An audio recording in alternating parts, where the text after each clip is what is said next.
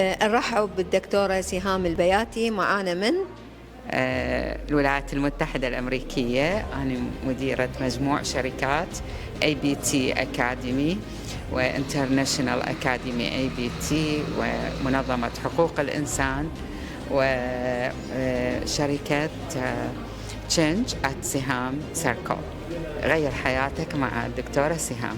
ما شاء الله عليك دكتورة. سؤال، بما أنه إحنا بمؤتمر الطب الشمولي، نعم. مع ولا ضد؟ أكيد أنا روحي كلها الطب الشمولي. أكيد. قولي لي شنو الأشياء الجديدة اللي أنت جايبتها من الولايات المتحدة، وشنو التقدم اللي يصير هناك اللي ما وصلنا؟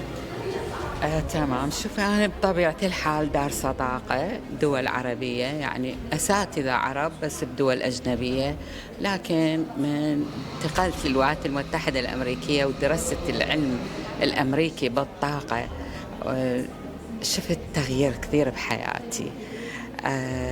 أصابني الهدوء التام.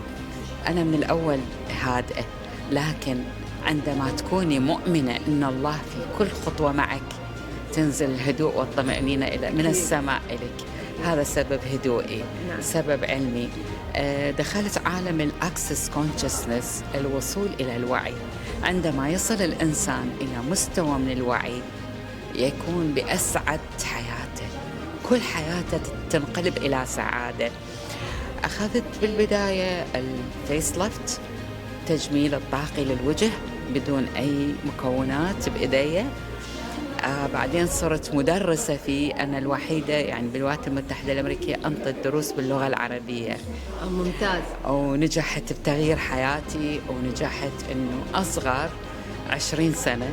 لكن بعدين الدكتور جاري دوغلاس قال لا، أنت صغرتي 35 سنة. ما شاء الله. أكيد شهادة أعتز بها. أكيد.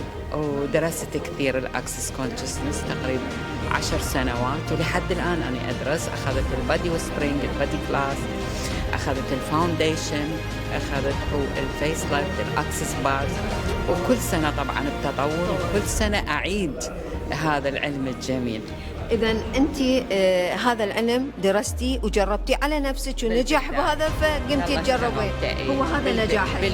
سبب نجاحي هو شغفي وحبي أنه كل شيء طبيعي هو الجمال. هذا لما تشعرين أنه أنت حالتك تنظفت وكل شيء بيك تنظف، هي هاي السعادة. نعم. هاي السعادة الحقيقية.